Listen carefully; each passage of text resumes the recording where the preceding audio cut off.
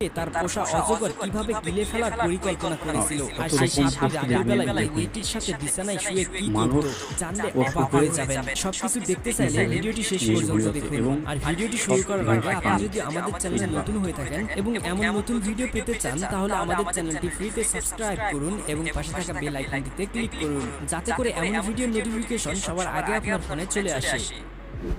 Number 10, কুমির।